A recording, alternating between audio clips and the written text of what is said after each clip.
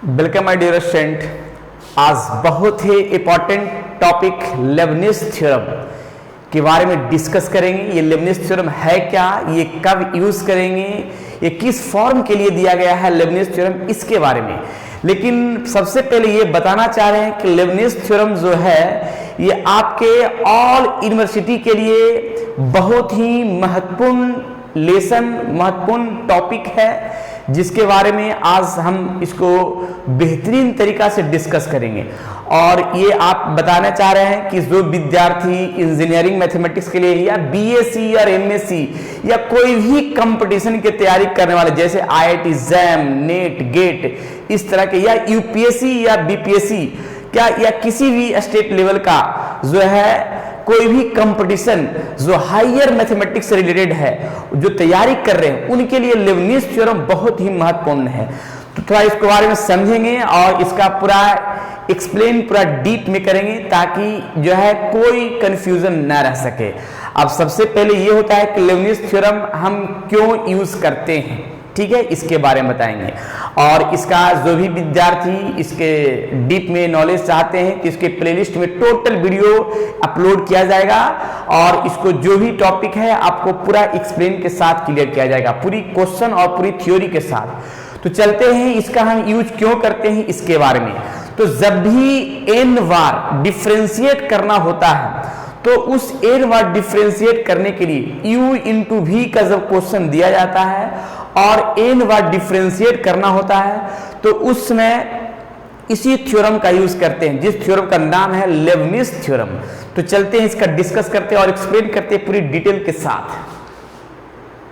देखिए, rules for finding nth derivative.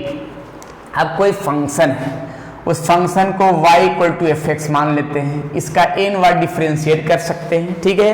हालांकि बताया भी है इसके बारे में, जो अगर पहली बार पढ़ रहे हैं तो इसको प्लेलिस्ट में जाइएगा, टोटल वीडियो देखिएगा शुरू से, पूरी बेहतरीन तरीका से साथ क्लियर होगा। ये सक्सेसिव डिफ्रेंशिएशन का लेबनिज थ्योरम का फॉर्म है, ठीक है। देखिएगा, तो अगर हम कोई फंक्शन है, देखिएगा, और फर्स्ट फॉर्म में बताना चाह रहे हैं, अगर कोई फंक्शन है और उसका हम n बार डिफरेंशिएट कर रहे हैं और उसके साथ अगर कोई कांस्टेंट टर्म है, तो पहले कांस्टेंट टर्म को हम बाहर करते हैं, कांस्टेंट टर्म को बाहर करते हैं और तब जाके उसका हम n बार डिफरेंशिएट करेंगे। जब एक फंक्शन है तब उस फंक्शन का नाम हम u दे दिया, क्लियर। और u के साथ कोई कांस्टेंट टर्म है तो कांस्टेंट टर्म बाहर कर दिया और तब जाके n बार डिफरेंशिएट कर सकते हैं। या सेकंड में हम बता सकते हैं कि कोई फंक्शन है, फंक्शन मेरा दो है, u और v, दो फंक्शन है और दोनों फंक्शन ऐड में है, यानी प्लस के रूप में, समेशन के रूप में है और n बार डिफरेंशिएट करना है।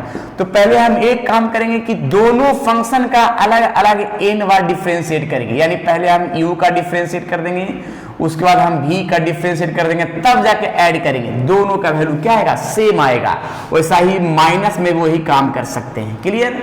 लेकिन अगर थर्ड में हम बताना चाह रहे हैं कि अगर कोई फंक्शन है और फंक्शन प्रोडक्ट रूप में है, या तो प्लस के रूप में और माइनस के रूप में था, लेकिन अगर कोई फंक्शन u इंटू v है और इस फंक्शन को n बार डिफरेंशिएट करना होगा, तो n बार डिफरेंशिएट करने के लिए हम लेबनिज थ्योरम का ही यूज करते हैं। ये Lebanese German mathematician G.W. Lebanese, ये जर्मनी का ये मैथमेटिशियन थे, जिन्होंने जब प्रोडक्ट रूल रहेगा, यानी प्रोडक्ट फंक्शन में रहेगा, यानी मल्टीप्लिकेशन फॉर्म में अगर दो फंक्शन रहे और दोनों फंक्शन मल्टीप्लाई फॉर्म में रहे, तब उसका हम यूज डिफरेंशिएट करने के लिए, n बार डिफरेंशिएट करने के लिए हम लेबनिज थ्योरम का यूज करते हैं। हम एक लाइन लिख देते हैं कि इस फंक्शन को कैसे यूज करते हैं। तो ये ध्यान रखना है कि nth डेरिवेटिव जब n बार डिफरेंशिएट करेंगे और जब प्रोडक्ट रूप में रहेगा फंक्शन, यानी दो फंक्शन रहे, एडिशन रूप में रहे तो डायरेक्ट दिख गया, जब मल्टीप्लिकेशन रूप में रहे दोनों फंक्शन तो हम उसको G.M. लेबनिज ही ने दिया था और इस लेबनिज थ्योरम के रूप में ही इसका यूज करेंगे।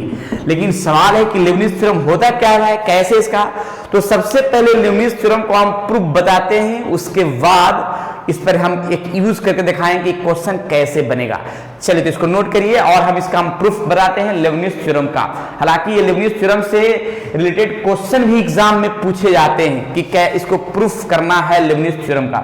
तो जरा लिखते हैं, प्रूफ करते हैं साथ में। नेक्स्ट यानी ऐसा ही रहेगा प्रूफ। देखिएगा क्या लिखा रहेगा एग्जाम में, state and proof the Lebanese theorem, यानी सबसे पहले स्टेटमेंट लिखना है कि क्या इसका स्टेटमेंट है और फिर इसके बाद क्या होगा इसका प्रूफ। तो जरा हम लिखते हैं स्टेटमेंट इसका।